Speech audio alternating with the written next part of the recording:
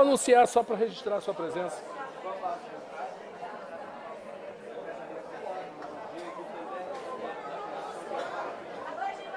Gutenberg.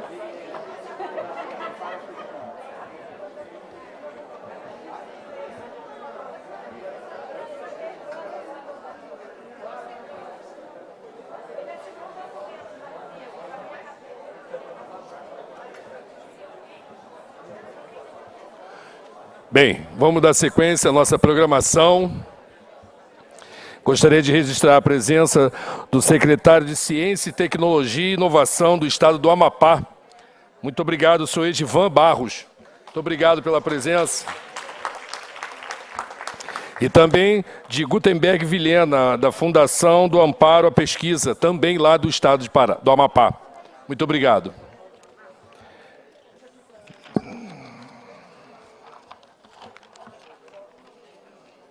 Eu preciso que todos se acomodem para a gente dar sequência à nossa programação.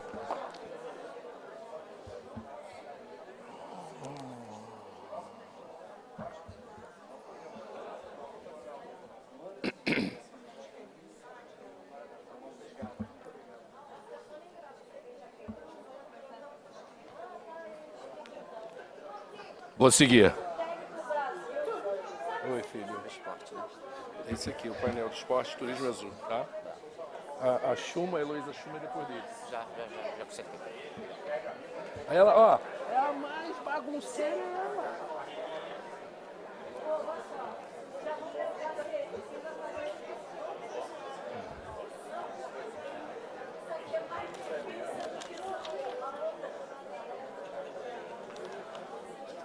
Indália. Posso seguir? Vou seguir. Bem, como sabemos, estamos em um ano de Olimpíadas e os oceanos abrigam diversas categorias de esporte. Gostaria de anunciar para o nosso próximo painel, Esporte e Turismo Azul, uma nova onda gigante de boas energias. Para mediar esse painel, eu gostaria de convidar o diretor de Novos Negócios e Desenvolvimento do IBO, Instituto Boas Ondas. Vem para cá, por gentileza, o senhor Marcos Brandão. Fica à vontade aí.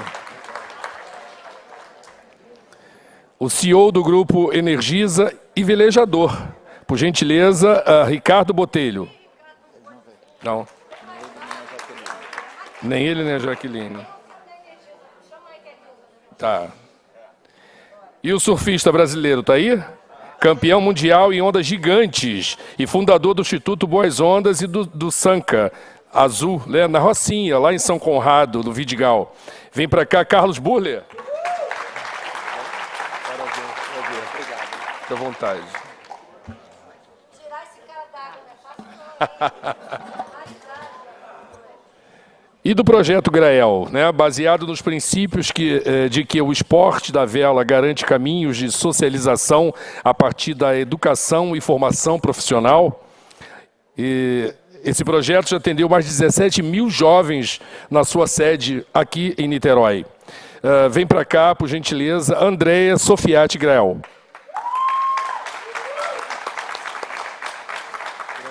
Fique à vontade.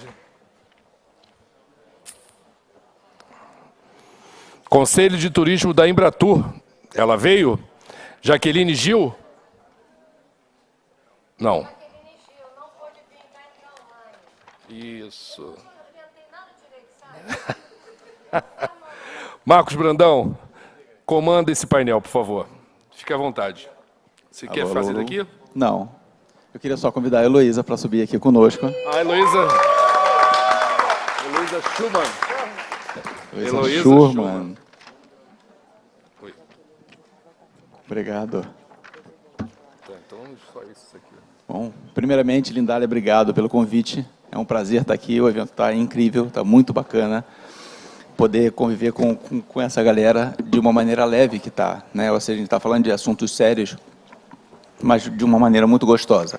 Isso que a gente viveu pela manhã e a gente vem vivendo agora, né? E a gente acredita de fato que é assim que a gente consegue mudar alguma coisa. Tá bom. Então não provoca. Chama, por favor, em algum momento, esse vídeo O vídeo. Então tá. Então vou chamar agora. Então tá. Então podia soltar o vídeo da Energisa? Tem um vídeo, por gentileza, desse painel?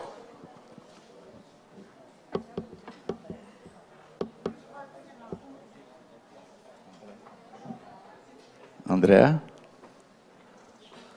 Não tem. Depois, Dá sequência, dá sequência. eu ouvi no ponto aqui Enquanto que é isso, depois... a gente vai preparando o vídeo. Tá bom.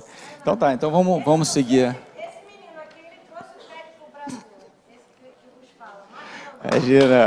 Imagina. Obrigado. Então vamos começar. É uma pena que a Jaqueline não vai conseguir participar. Não vai. Ela ia trazer uma visão da Embratur, do turismo, né? E o Ricardo também, que traria uma presença aqui da iniciativa privada. Então a gente acaba que fica aqui muito mais com o coração, né? Do mar, do esporte e tudo mais. Você quer falar depois do vídeo? Tá bom. Então tá, mudou tudo. Tá bom, claro, sem problema. Então tá, então na verdade eu vou começar chamando o Burle, meu querido amigo agora. Tenho o prazer de estar trabalhando cada vez mais próximo. E a gente vem fazendo, né, uma iniciativa bem bacana ali em São Conrado, né, fortalecendo. Esse cara que está mais tempo na água do que na terra. Fala aí, Burle, um pouco da sua percepção, de como essa sua relação com o mar e o que você está vendo. Boa tarde a todos. Está funcionando o microfone? Sim, tá. Tá. É que eu não estou tendo retorno. Obrigado pelo convite. Parabéns, Lindália, pelo lindo evento. Sei das dificuldades que é fazer um evento acontecer. Muito da minha presença aqui tem a ver com o meu estilo de vida, porque eu sou uma pessoa muito ligada ao mar desde cedo. Sempre fui amante da natureza, também apaixonado pela vida, e sei que todos que estão aqui são pessoas muito privilegiadas. E a gente, como cabeças pensantes, a gente precisa sempre ser questionados e também questionar os outros com relação ao legado que a gente vai deixar para as novas gerações. E como um atleta que já passou por todas as fases, todas as dificuldades, a gente estava até conversando sobre isso no nosso almoço, aí em cima, olhar para trás e entender que é preciso, depois que você se torna uma referência, você retribuir para o meio. E hoje eu estou vivendo essa fase onde eu tenho ido e participado o máximo possível desses eventos e tenho visto os rostos se repetirem. Então, você vê uma família de pessoas que está sendo criada, pessoas que têm o mesmo propósito, os mesmos valores, a mesma cultura, e que estão dispostas a se fortalecerem nessa união que a gente tem visto, né, nas apresentações aqui, nessa cadeia que termina se multiplicando de força de transformação. E esse projeto lá em São Conrado tem a ver com isso. Apareceu uma oportunidade da gente ajudar, fazer um projeto social. Tomamos muita porrada, né? Não é fácil lidar com a iniciativa pública, mas a gente terminou se envolvendo tanto com a comunidade que nasceu o Sanca Azul, né? E um grupo de pessoas que realmente faz isso porque ama, faz do coração, está levando isso à frente, e eu me sinto muito feliz de poder retribuir de alguma forma, porque às vezes a gente se desespera quando a gente vê o tamanho do problema, não é um problema pequeno, é gigante, e a gente vê os seres humanos olhando para esses problemas de uma forma pontual, querendo resolver os problemas de uma forma pontual, muitas vezes paliativas. A gente sabe que o caminho não é esse, né? Que a gente tem que olhar, entender, no caso, o oceano, a natureza, o ecossistema, não só entender, mas também cuidar, né? E ter práticas que sejam integradas e sistêmicas. de médio e longo prazo, porque realmente o esforço é um esforço comunitário, é um esforço de uma sociedade na íntegra, né? E a gente sabe que a gente tem essa liberdade, a gente tem esse luxo de poder pensar nisso, mas a grande maioria dos nossos semelhantes não, estão pensando diariamente em como viver, como sobreviver. Então, chamar a atenção do poder público, chamar a atenção das grandes empresas e usar as pessoas como eu, que são referências, que não têm muito conhecimento de como essas técnicas, como a ciência funciona, mas pode usar sua imagem de alguma forma para retribuir, é necessário. É necessário. E eu quero chamar a atenção a todos vocês dessa necessidade, realmente, né? Se você não sabe como ajudar, comece em casa, fazendo um pouco em casa, ou oferecendo um pouco da tua energia, já que você tem tempo para pensar nisso. Porque a grande maioria dos nossos semelhantes não tem tempo para pensar nisso. E o mundo está indo para onde a gente está vendo. Tá? Então, a gente precisa realmente fazer acontecer os nossos sonhos, praticando hoje, no presente, que é o único momento que é transformador na vida da gente, o que a gente quer. O que a gente quer. Tá? E eu vi uma frase muito legal no nosso almoço, né? A solução para o complexo, para o difícil, está na simplicidade.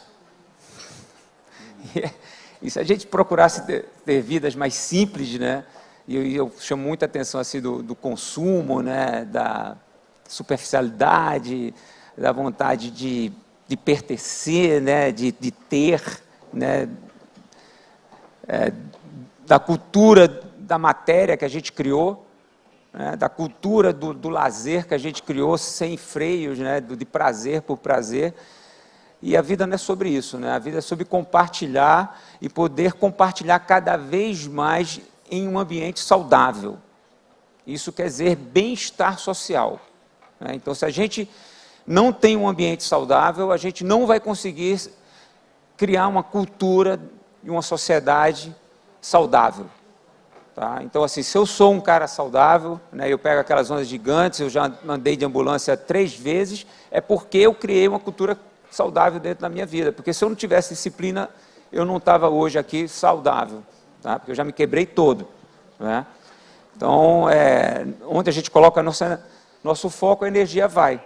Então, se realmente a gente se preocupa com o futuro, se a gente quer deixar um legado melhor para as novas gerações, a gente tem que fazer por onde, nem que seja um pouco, mas aquele pouquinho repetido por muitas pessoas vira muitão.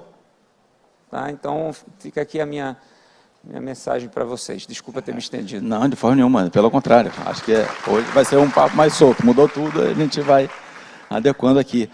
A gente faz muito nisso. A gente, né, lá no Sanca, a gente fez isso. Quando a gente chegou, primeiramente, a gente chega lá de uma maneira muito diferente do que a gente vê que acontece. A gente chega se aproximando das pessoas, entendendo com elas o que elas precisam. Né? Eu acho que muitas vezes, quando a gente fala de fazer um pouquinho, muitas vezes as pessoas, mesmo com a melhor das intenções, elas chegam com uma certa arrogância, achando que ela sabe o que é melhor para o outro, né? E muitas vezes não é isso. Né? Teve um caso que eu sempre cito, que foi uma entrevista dentro de um campo de refugiados, um refugiado, um gestor do campo e o repórter. Então, quando o repórter passa o microfone para o gestor do campo, ele olha para o refugiado e fala assim: a gente já vai construir a casa de vocês, eu sei que a gente está atrasado, mas a gente vai fazer. Aí o refugiado fala assim: mas a gente não quer a casa agora, a gente quer a escola, nossos filhos estão na rua. Então, a gente tem que entender o que eles querem, como que a gente pode, de fato, ajudar, para poder trazer algum impacto real. Né, algum impacto que faça diferença. Senão fica essa relação esquizofrênica, onde muitas vezes o poder público que faz algumas coisas, ele faz alguma coisa, só que nem sempre é o que a sociedade quer, e quando a sociedade recebe aquilo, não fica satisfeita porque não é o que ela queria, então fica todo mundo insatisfeito dentro dessa relação. Então a gente precisa se aproximar um pouco mais. Quando a gente chegou na Rocinha, o que a gente vê? A gente encontra uma senhora que estava caçando rato para comer. No centro, ou seja, no coração da Zona Sul do Rio de Janeiro, vizinha São Conrado, bairro de maior renda per capita do Rio, você tem pessoas que caçam rato para comer. Entendeu? Então, como é que você vai chegar para uma pessoa dessa e falar: não jogue seu lixo no chão? porque vai matar a tartaruguinha e vai sujar a praia. Não pode, você tem que entender a situação e trabalhar muito junto. E aí sim, eu acho que, né, você tem que, na simplicidade, mais próximo ali. Você tem que estar próximo a essas pessoas, entendendo a realidade local e você sim aí fazendo alguma coisa. Então, um dos casos, né, da família Mesa, a Heloísa esteve lá com a gente uma vez, a gente começou a se aproximar de uma liderança comunitária na Rocinha. Ele fazia doação de cestas básicas, a gente juntava poucos insumos ali com alguns negócios e fazia alguns eventos. Ele estava atendendo 15 a 20 famílias por mês, mais ou menos, e quando a gente se aproximou, foi trazendo uma estrutura administrativa, fomos fortalecendo ele, conseguimos que ele se formalizasse. Quando ele se formaliza, vira uma ONG, de fato, ele consegue fazer uma parceria com um grupo de mães de um condomínio de São Conrado, e essa a gente consegue ampliar de 15, 20 por mês para 200 cestas básicas por mês. E aí fala, pô, legal, bacana, né? Lembrando que cada família aí tem lá, 4 ou 5 pessoas, estamos falando de 800 a 1.000 pessoas, mais ou menos, impactadas só com essa iniciativa. E aí a gente fala, tá bom, agora vamos começar a cobrar dessas pessoas. Né? Cobrar o quê? Claro que não vão cobrar dinheiro, né? Mas a gente vai cobrar o quê? Que elas tragam de volta os resíduos que elas recebem dessas cestas básicas. Quando elas recebem, quando elas vêm no começo, com contragosto, traziam de volta, e a gente conseguia destinar aquilo corretamente, elas recebiam as cestas básicas, e depois a gente fazia o quê? Ah, tá bom. Elas começaram a perceber que o entorno das casas estava ficando mais limpo. Então, elas começaram não só a trazer o delas, mas dos vizinhos também. Então, essa é uma maneira que você consegue conscientizar uma pessoa que está num nível de vulnerabilidade tamanha.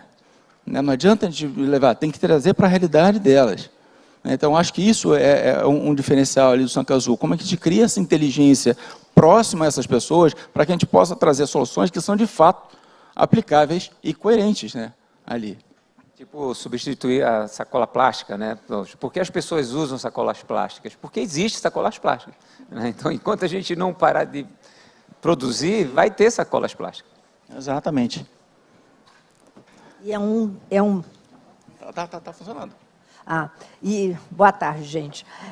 E realmente, para mim, foi um projeto dos mais impactantes, porque você atinge aquele pessoal que está lá em cima e que não tem acesso, é o último andar, vamos dizer, dentro da Rocinha, que o ônibus chega, que o caminhão de lixo chega. Né? Então, eu vi ali, na prática, né, as pessoas descendo com todos aqueles resíduos para entregar e receber o alimento.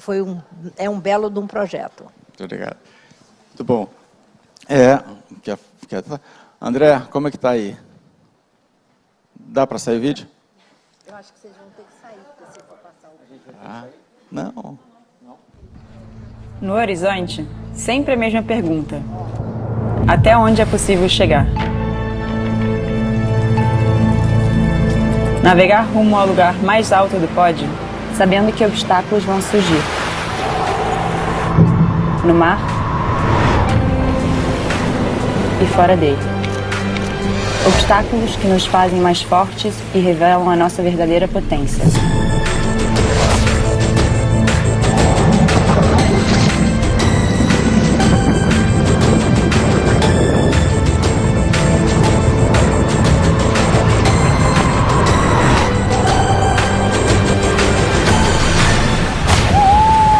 A vontade de vencer é um vento que nos leva mais longe todos os dias.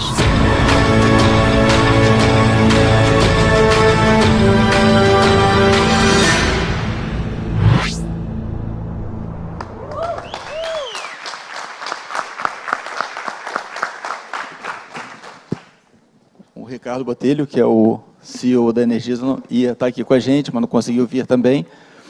Mas a Andréa... Então, eu lamento muito a ausência do Ricardo, porque eu falaria meio que assim, logo no rebote da fala dele, né?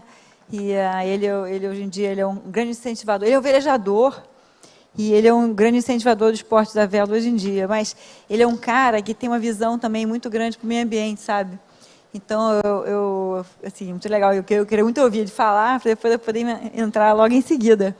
Porque, assim, uma das grandes bandeiras que eu uso é que, assim, a gente vai começar assim, a conhecer, a cuidar do oceano, a partir do momento que a gente consegue começar a conhecer o oceano. Que nem o Buri falou, porque assim, ele vendo então, essa vida no mar te traz um olhar para o mar um pouco diferente de quem, por exemplo, vive numa cidade. A gente olha para o mar, tal, vai para a praia. A gente não conhece tanto a parte, além das zonas do mar, como foi falado anteriormente aqui. E o conhecimento do oceano mesmo vai trazendo uma paixão pelo oceano, uma paixão pelo cuidado com esse oceano. E o esporte da vela, né, é um esporte que traz a gente também para o oceano. E uma das propostas que eu sempre tive como uma coisa que eu queria muito fazer era tentar trazer mais pessoas para esse conhecimento do oceano. E até eu ia falar que eu até estava organizando uns eventos de vela feminina para ver se as mulheres, que sempre ficavam no clube meio à mercê, que os maridos velejavam, as mulheres não velejavam, era incluir a mulher, empoderar um pouco a mulher no esporte da vela, porque a partir do conhecimento do esporte, elas começavam a curtir velejar, e curtindo velejar, começaram a ter mais contato com o oceano. Você precisa ver o número de mulheres que começou a olhar para o oceano de outra forma. Eu achei aquilo interessante. Então, assim, essa coisa de você conhecer, o que o nosso Jacques Cousteau falava, né? Você cuida do que você ama. Então, hoje em dia, a gente tem hoje em dia, né? A gente, depois de tantos anos assim no mar, a gente tem esse prospecto do mar assim, muito dentro das nossas veias, está muito entranhado na gente. E esse cuidado do mar, então, é uma coisa que é necessária. E trazer as pessoas através do esporte é uma coisa muito interessante. Hoje em dia, a gente tem a canoa havaiana também, progredindo bastante. E as pessoas começaram, depois da pandemia, explodiu assim, o esporte da canoa havaiana, né? E eu vejo que as pessoas começaram também a ter um outro olhar. Hoje em dia, você vai ver no Instagram e tudo mais, quantas pessoas não postam de visualizar a baleia através das canoadas de manhã, né, tal. E aí a gente também tem a questão do esporte, da inclusão do esporte para as crianças, para os jovens, né? Então, o projeto Grael, ele foi um projeto que ele foi inicialmente idealizado para poder dar acesso a esse esporte que era tido como elitizado, para as crianças que tivessem de escola pública, por exemplo. Então, começou-se então a incentivar a criançada da escola pública para acessar esse projeto. O que é esse projeto? É um local onde as crianças aprendem inicialmente a nadar, para depois aprenderem a velejar, e depois, quando elas entram numa idade mais avançada, elas começam a aprender também carpintaria, fibra de vidro, mexer com motor de barco, enfim, a se profissionalizar dentro desse meio, que é o meio náutico. Tanto que depois o projeto também tem um nome que chama-se Rumo Náutico. E você vê, cara, o brilho no olho dessa criançada. São 360 crianças por semestre, e já estão há 25 anos, então já tem um número bastante grande de crianças que já passaram pela gente. E, assim, é uma coisa muito legal. E dentro do projeto também tem a parte da educação ambiental. Então, a criançada vai velejar. Eles criaram lá um aplicativo lá que a criançada, todo dia que vai velejar, tem que observar o que encontra de lixo no mar, se está com onda, se está com vento, que direção está o vento, que temperatura que está a água. E eles começam a fazer toda uma observação do mar, do sol, nuvem, que tipo de nuvem está no céu, quais são as aves que estão circundando hoje, que aves marinhas que você viu hoje. Cara, é tão legal, a criançada começa a ter conhecer e começam a perceber. Então, assim, é muito legal essa questão de você conseguir aproximar as pessoas do mar através de outras atividades que não seja só ir à praia, né? E com esse conhecimento você vai aprofundando. E aí, esse ano, na regata feminina que a gente organizou aqui, até a Ágata, que foi minha tripulante aqui na embarcação, a gente, esse ano, organizou essa regata, foram 190 mulheres que participaram, foi um recorde mundial de participação feminina no evento. E aí, no dia anterior, nós fizemos uma reunião que era Mulheres, Esporte e Oceano. Que falas legais que saíram desse evento. Inclusive, esse mapa aqui foi gerado, né, para o evento, que era para mostrar... Quer que eu segure aqui? Ah, por favor. Oba. Que era para mostrar, assim, nos oceanos, né, que mostra assim, os países que mais poluem no mundo. Os oceanos do Brasil está em laranja, que é um dos maiores poluidores também. O maior aqui são esses países aqui aquela parte oriental aqui, né? China, Índia, etc. Mas nós somos belos culpados também da poluição Que oceânica. vergonha, hein? É uma vergonha. Mas então, é o Brasil, um título cara, que a gente não é um dos precisa. maiores poluidores mundial, o maior produtor de plástico oceânico no mundo. O Brasil está incluindo Nossa, nisso, que entendeu? vergonha. A gente tem que mudar isso de qualquer jeito. E nesse Poxa. mapa a gente pode ver, aqui não dá para ver muito bem pela plateia, eu ia mudar a imagem, mas não consegui. São os giros oceânicos que mostram as concentrações de plástico. Nós temos, não sei se vocês conhecem, mas nós temos os giros oceânicos gerados pelas correntes marinhas, e nós temos diversas ilhas oceânicas no mundo todo. A Heloísa conhece bastante isso, né, Heloísa? E, São 5. são 5 ou mais, até acho que parece que tem até mais. São 5. Mas tem mais uns subgiros aí, tem uns pequenos aí também. E para vocês terem ideia, na regata de volta ao mundo que foi feita aí há uns anos atrás, foi coletado durante a regata, imagina, os barcos percorreram todos os oceanos. E quando eles estavam mais ou menos aqui, que é o local mais distante no oceano, que é a distância desse local aqui, que é o Ponto Nemo, Rapa Nui. até o lugar mais perto de terra é a Lua. É mais perto da Lua do que perto de qualquer continente. Foi coletada água nesse ponto e estava lotado de microplástico. Então, para ter ideia do nível de poluição que nós estamos no mundo hoje em dia. Então, a gente precisa urgente de tomar uma série de atitudes para mudar isso. E eu fiz, em função de algumas experiências a bordo, um guia de boas práticas a bordo, que era meio que uma orientação para os navegadores, os velejadores e os turistas de mar, assim, de comportamentos a bordo que você pode ter, que se você multiplicar, né, a quantidade de embarcações turísticas que tem no mundo todo, e se você vê a quantidade de resíduos gerados por cada embarcação que vai ao mar, é uma coisa bizarra, né?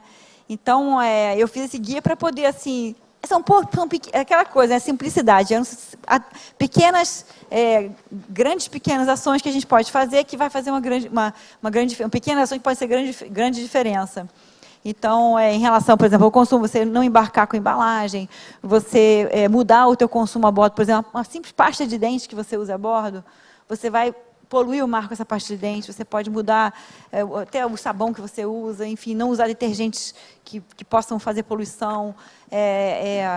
Se você optar por bebida a bordo, opte por lata, porque a lata você traz para trazer de volta, tem reciclagem completa. O plástico é balela, a questão de reciclagem de plástico, não existe muito bem isso definido. Então, assim, fica aqui umas dicas bem rápidas aqui do que é comportamento. Esse guia é muito legal. Esse guia é muito bacana, depois eu acho que a gente pode pedir. Depois eu posso disponibilizar com quem quiser também esse guia aí, que é muito. Assim, são coisas simples, né, mas que faz uma grande diferença. Né? Tá bom. Ia Valeu. provocar isso. É bem legal, assim. Você comentou, né, na Ilha Grande, que você chegou e encontrou lá a quantidade do... A gota d'água para a confecção desse guia foi quando eu fui na Ilha Grande um dia, a gente estava fazendo 10 dias no mar, e quando a gente fazia nossas práticas a bordo e tal, e de repente me deparo com uma das enseadas lá, que tem um pier, que é usado para embarque e desembarque na ilha, e também usado para o desembarque do lixo dos Ilhéus. Esse pier estava total, eu ia botar a foto aqui, mas não consegui. Estava lotado de lixo até o topo. Eu olhei aquilo lá e não acreditei. Aí eu fui falar com as pessoas que estavam no barco ao lado, falei, gente, olha só, tenta não deixar esse lixo lá. Esse lixo é para os Ilhéus, não é? Ah, não, a gente está aqui, lixo não pode ficar a bordo, tem que desembarcar. Aí as pessoas deixavam esse lixo nesse pier e vem realmente uma traineira que faz a coleta do lixo. Ah, tá vendo? Vem a traineira ali e coleta. Só que aconteceu? Veio os urubus, abriram todos os lixos e metade caiu dentro d'água. E o cheiro de chorume que tinha numa praia da Ilha Grande, gente. Era bizarro, um cheiro de chorume. Eu estava remando com o stand-up, insuportável o cheiro de chorume. Eu falei, cara, assim, isso não existe, sabe? Aí eu falei, cara, eu tenho que fazer alguma coisa. Aí a gente acabou bolando esse guia de boas práticas, que era para ver se a gente consegue incutir um pouco na cabeça dessas pessoas que isso está errado. E aí cabe também às pessoas, né, as lideranças, né, a fazer com que essas regras aconteçam e que exista uma regulamentação em relação a isso, né? Claro. E a Heloísa estava mostrando agora, né, um videozinho de um tubarão lá no Sítio Forte, lá na Ilha Grande, né? Não, Que estava... com a aleta, com uma linha de pesca e com, né, com o plástico, assim, e estavam filmando, era uma pessoa, inclusive, que estava de canoa, né? Então, é muito triste a gente ver a quantidade de animais que estão sendo impactadas pelo nosso uso do plástico. Mas isso é uma tristeza, né? E, normalmente, a gente vê, falou... Pergunta para ela como ela acabou com o negócio do plástico lá na Tramontina. Fala, Luísa. Conta, essa eu não conheço.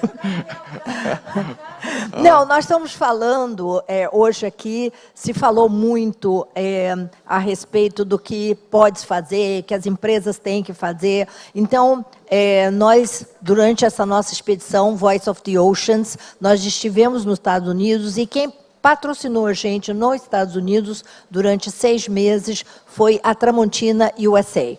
E a Tramontina USA, junto com um parceiro nosso, Serious Business, que é uma parceria da Holanda, estava com problema para entrar, inclusive, no mercado americano. Eu costumo dizer que o grande detrimento que as pessoas vão começar a mudar os seus hábitos, é quando mexer no órgão mais sensível do ser humano, né? Que é o bolso. Então, eles estavam preocupados que eles não conseguiam entrar. Então, eles fizeram esse levantamento e a Serious Business foi lá e conseguiu, em mais de 2.000 e poucos produtos deles, diminuir em 90% a embalagem plástica. Bom, não contente, eles levaram a gente para Houston e nós chegamos lá no warehouse, naquela grandes depósitos, para ver como era feita essa produção. Então, assim, em vez de plástico, eram produzidos com papelão reciclável e tudo quanto maneira que podiam substituir o plástico de uso único, a não ser alguns elementos, por exemplo, objetos cortantes, porque aí o governo americano exigia que fosse aquele plástico que você tem que ter até uma faca para cortar, né? Então, e foi assim, para nós, um case que a gente viu que pode ser feito. Agora, tem que caber às próprias empresas essa luz, acender essa luz que diz assim, não, eu posso fazer. É muito mais cômodo, eu continuo vendendo e vocês, consumidores, vão comprando e ninguém reclama. Mas, por exemplo, o que eu falo sempre que essa coisa não é só a sacolinha que você tem que deixar e levar a garrafinha da água, né? Por exemplo, uma das coisas que eu tenho me batido muito, que as pessoas dizem para mim, nossa, Luiz, eu não tinha pensado nisso. Gente, desculpa, balão de festa. Eu estou numa briga com a questão balão de festa, de aniversário. Ah, mas eu jogo no lixo. Lixo aonde? Jogo fora. Aonde? Fora? Em Marte? Não existe jogar fora. A gente, né, perde de visão. Mas, realmente, balões são incrivelmente elementos que matam peixes, tartarugas, e principalmente tartaruga, né, que vê aquele pedacinho de plástico boiando e acha que é uma água viva. Eu, além de velejadora, eu sou veterinário de animais silvestres. Já fiz diversas necrópsias de animais marinhos. E balão de aniversário realmente é uma coisa triste, porque é frequente no trato digestivo desses animais, além do plástico e outras coisas, né? Eu fui em Búzios, num lugar que chama-se Mangue Seco, que só tem 3 no Brasil, e fiquei revoltada de encontrar, Búzios tem muitas festas de casamento, aqueles balões enrolados no mangue, né, que é um mangue, só tem 3 no Brasil, então é um mangue assim que precisa ser mais estudado e muito preservado, né? Então, assim, você pensa balões. Outra coisa, por exemplo, quem viaja não olha para mim, nem fica brabo, e chega no aeroporto e vai lá e embrulha a máquina, embrulha na máquina a sua mala. Gente, esse é um plástico de uso único que as pessoas têm que pensar que vai cortar e vai jogar, né, no lixo. Ah, mas eu reciclo. Vocês sabem quanto por cento no Brasil são reciclados plásticos? 9%. E só 9%. Então, tudo isso que a gente acha que joga fora, que sai da nossa vista, continua. E todo o plástico que foi fabricado continua na natureza. Então, são pequenas coisas. E todo mundo também fala essa questão da logística reversa. Lá, na Praia do Aventureiro, nós fomos fazer lá uma limpeza de praia e chegamos lá, uma senhora veio correndo. Ai, vocês estão trabalhando com essa coisa de plástico? Que legal! Eu tenho 900 pés de sandálias que pararam na praia. Eu faço a limpeza de praia semanalmente, né? Eu estou atualmente na minha casa com 3 caixas desse tamanho aqui de sandália havaiana, tá? Sim. Eu estou doida para chegar na Havaiana com essas caixas. Mas eles têm a logística reversa que você leva, né, na loja. Mas como essa pessoa vai sair da Praia do Aventureiro num barquinho para chegar lá e procurar em Angra uma loja para... Não tem como. Pouquíssimas lojas de logística eu fiquei reversa. sem fala e sem ar. Né? Então, realmente, a gente tem que pensar nessa mudança que a gente tem que fazer, não só nós, mas que todas as pessoas entendam que nós estamos cada vez mais e está crescendo cada vez mais o consumo, né, desenfreado desse plástico. Sim, não, e puxando isso da limpeza de praia, né? Eu acho que quando a gente faz uma limpeza de praia, acaba que não é só pela limpeza em si, porque aquilo é muito pouco, mas é muito mais porque a gente falou, você se conecta, você vê o que está acontecendo, você vê o resíduo que está sendo gerado. Porque aqui a gente fala disso, mas é difícil uma pessoa que não está ali, que não cata isso na Praia do Aventureiro, que é linda, ou, né, ou por ali, entender que aquilo acontece, que chegam milhares de pés de havaianas e plásticos e coisas, e tudo que você joga, ele não desaparece, né, que chega ali. Então, essas limpezas são interessantes por isso, por essa conscientização. Você toca nela e você vê aquilo de volta. Isso te muda um pouco o seu comportamento. Quando você começa a separar o resíduo em casa e você começa a olhar o que é orgânico, o que é, né, o reciclável, é difícil você olhar para um lixo que está tudo misturado. Te incomoda aquilo. Você começa a falar, cara, sabe, da onde? Mas é isso, você começa a entender, começa a pensar e se conectar com aquela realidade, aí você começa, de fato, a sentir. Né? Eu acho que a gente está falando aqui de alguns problemas que são bem complexos. Né? E a gente olha... Uma coisa tão linda, que é a coisa mais simples, né? A gente trazer o simples. Trazer uma simplicidade.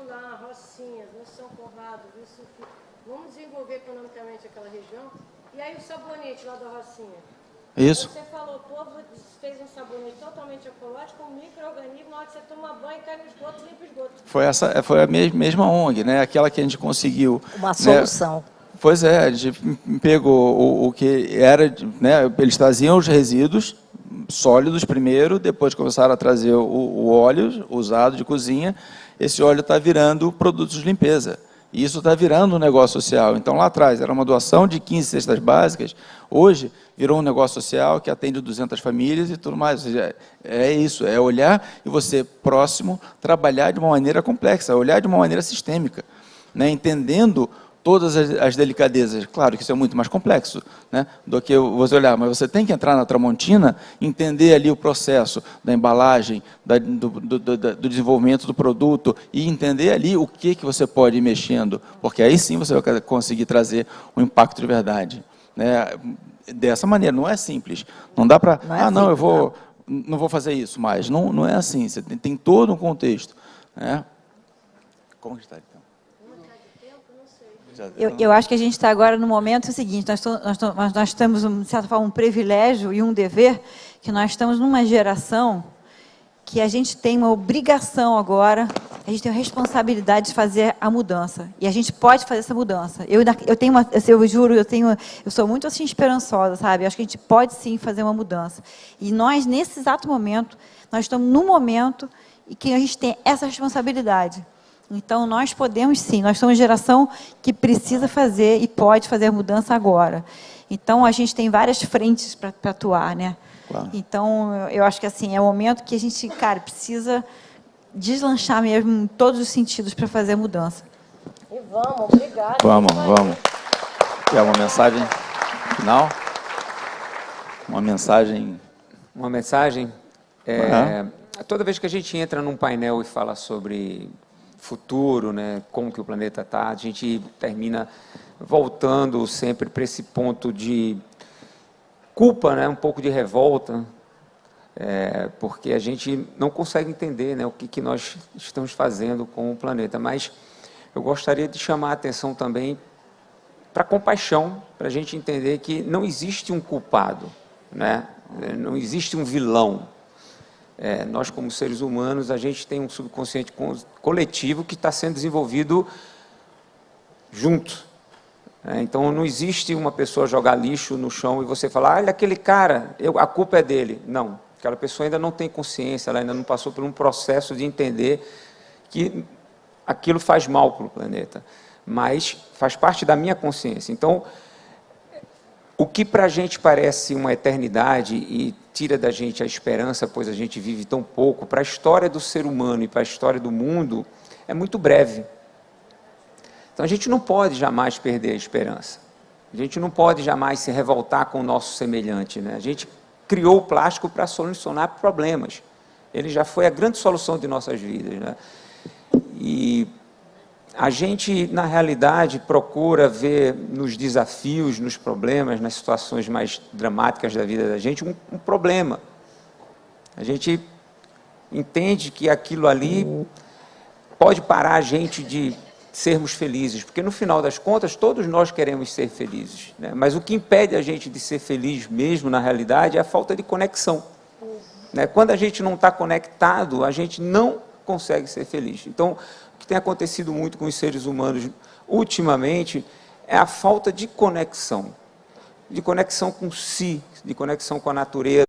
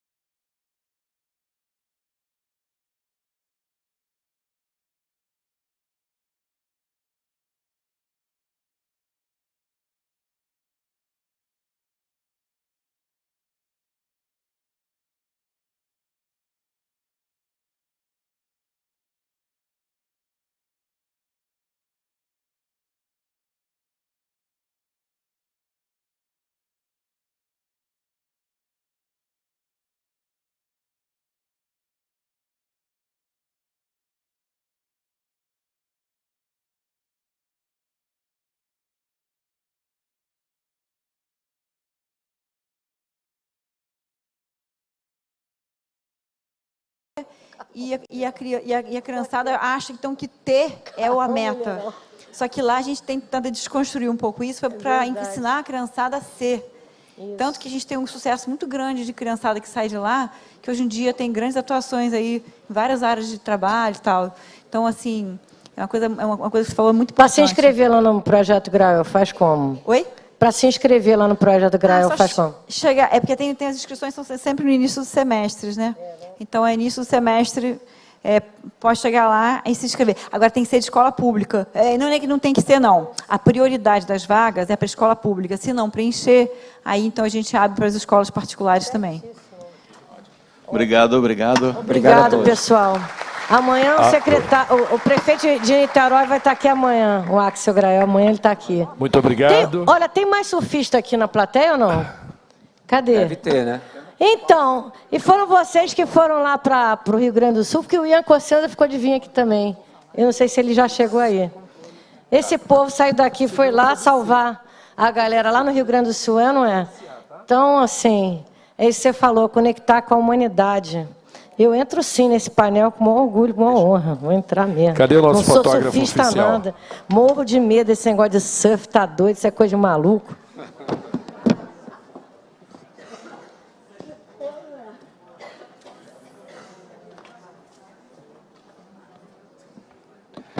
Muito obrigado, Marcos Brandão, diretor de Novos Negócios e Desenvolvimento do Instituto Boas Ondas.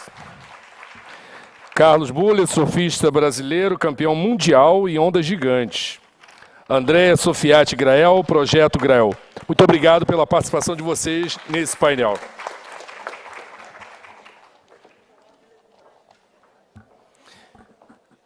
Bem, na sequência, Tem outra foto? Não, abraços.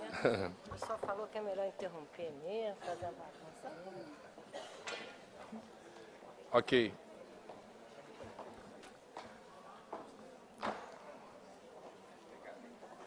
Burle, prazerão te conhecer, viu, irmão?